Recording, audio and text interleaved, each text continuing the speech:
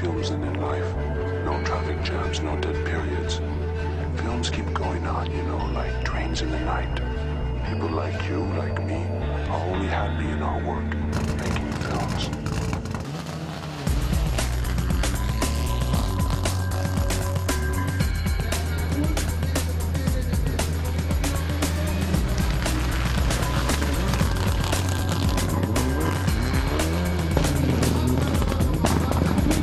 Talmácsi Gábor 2 helyett már 4 keréken száguldozik.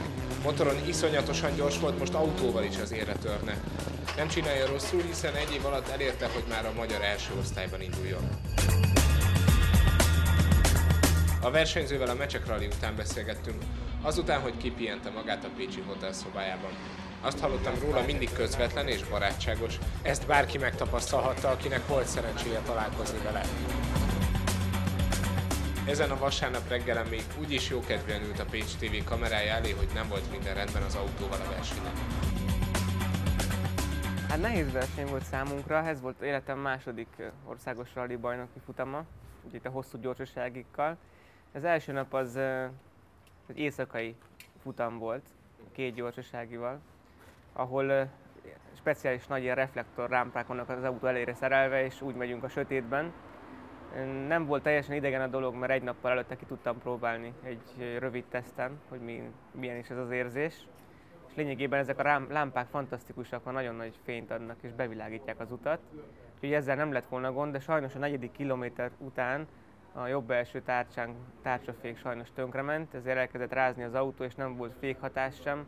Amikor a tárcsa megvetemedett, akkor elkezdte ütni szét a fékbetéteket, és ugye úgy kell elképzelni, mint hogy az ABS mondjuk 10-szeresen dolgozna, tehát hogy egyszerűen folyamatosan remegett az autó. Emiatt nem tudtunk gyorsan menni, és a következő gyorsági szakaszra sem sikerült megjavítani az autót, mert ugye anyaghiba volt. Úgyhogy emiatt nagyon hátra csúsztunk, és a második napot így kezdtük.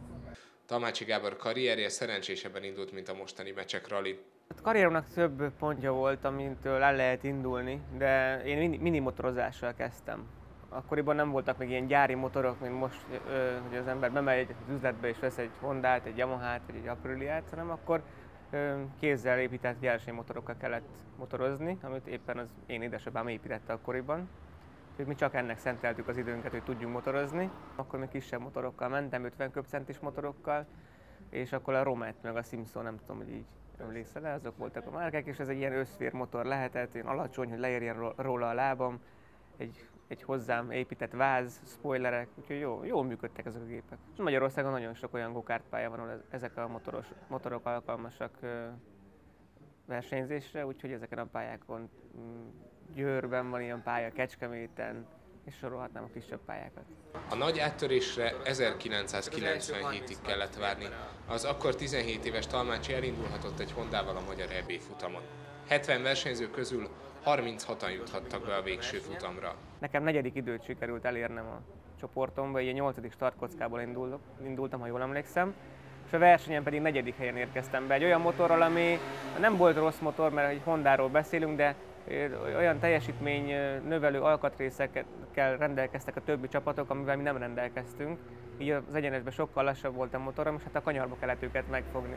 Abban az időben édesapám szervezte a dolgaimat, ő menedzselt, és hát nagyon jól mentek az évek akkor, 97, 98, 99, 2000-ben 6. lettem az Európa-bajnokságon, és így már akkor a világbajnoki csapatok is felfigyeltek rám.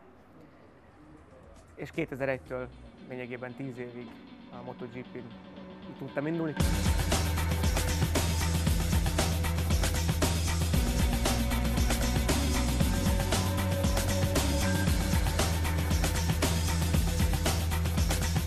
Belecsöppentem egy profi világba, ahol ugye nyelvet kellett tudni, folyamatosan utazni kellett ezzel a cirkusszal, és föl kellett venni ennek az életformának a ritmusát.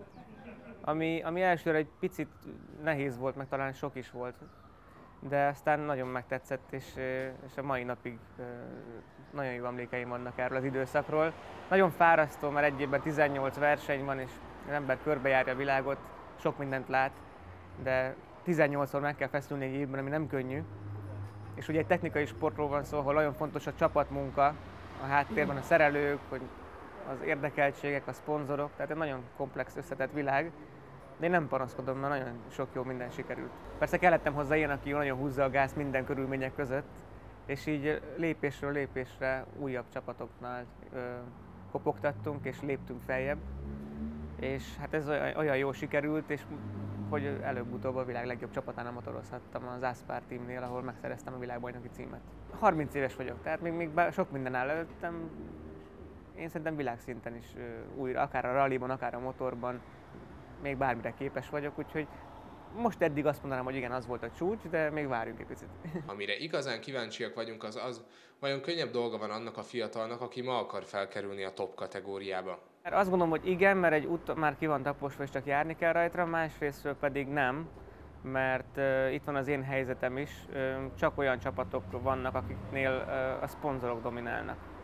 Tehát lényegében egy versenyzőnek, egy magyar versenyzőnek be kell vásárolja magát egy csapathoz. És ha tőkerő szponzorok vannak mögötte, akkor ez megvalósítható.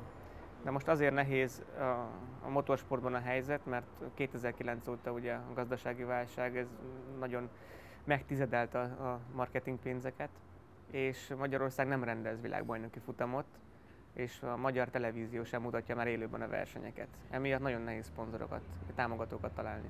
Most ugye én rallizom, és nézem a motorsportban is a lehetőségeket, de közben segítek fiataloknak. És azt a sok tapasztalatot, amit megszereztem a 13 különböző világbajnoki csapatnál, a nemzetközi kapcsolatokat, mindent, ezt próbálom átültetni majd fiatalokra, de még egy picit szerintem várnunk kell. És a másik része pedig az, hogy célom volt az, hogy elindítsak egy önálló csapatot itthon Magyarországon, hogy legyen egyszer egy saját csapatunk, de most nagyon-nagyon nehéz. Most egy pici állóvizet érzek, de én teszem a dolgomat, és én abban hiszek, hogy ha az ember céltudatos és a céljaért küzd, akkor előbb-utóbb azok megvalósulnak. Ha lassan vagy gyorsan, de előbb-utóbb sikerül. És én mindent megteszek, hogyha valakinek ott lesz egy lehetőség, akkor segítsek neki.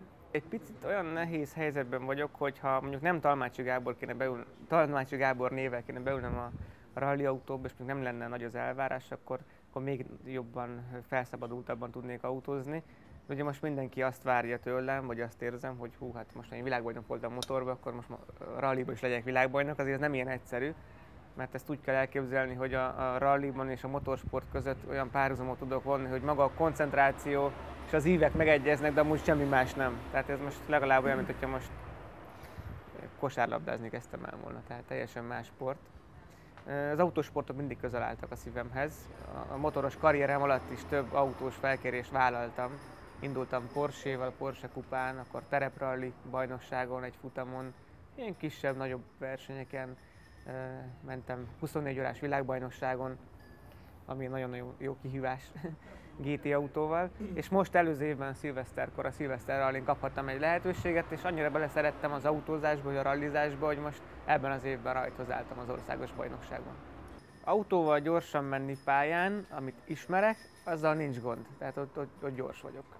De olyan rally pályán, amit nem ismerek, és nagyon hosszú, és ha csak 3-szor tudok menni rajta, és úgy írjuk fel a kanyarokat, és abból improvizálni és gyorsan menni, ez még egy picit nehéz. Főleg a gyors kanyarok. De azt kell mondjam, hogy beszéltem szakmai emberekkel, ez ilyenkor teljesen normális, mert kell 1-2-3 év, mire az ember ezt megszokja. Én úgy érzem, hogy versenyről verseny nagyon sokat tudok fejlődni, de nagyon nehéz úgy versenyezni most Magyarországon a többi ellenféllel, hogy ők mondjuk 10-15 év ezeken a pályákon mennek, és lényegében tudják fejből a pályát. Én pedig a navigátor utasításai alapján próbálom a legjobbat kihozni a kanyarokból, ami jól megy, tehát nincs ezzel gond, de még van mit tanulni. És hogy lesz-e rally bajnok Talmácsi Gábor? Azt gondolom, hogy minden esélyem megvan rá. Most az én autómmal, ez egy N-csoportos autó, ezzel nem lehetne bajnoki címet szerezni. Ez egy középkategóriás autó, nagyon jól lehet vele mozogni a pályán, 4 kerék meghajtás, tehát ez fontos, hogy ezt megszokjam.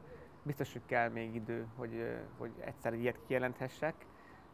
Egy picit magasra tettem a mércét, mert elindultam 1-2 rally sprint versenyen, ami sokkal rövidebb, és ott meg lehet tanulni fejből a pályát, azok nagyon jól és könnyen mentek számomra, de a magyar bajnokságon a gyorsasági szakaszok sokkal hosszabbak, és ezeket nem lehet fejből tudni, és nagyon fontos a navigátorral együtt dolgozni, ami jól megy, de még van mit fejlődnünk.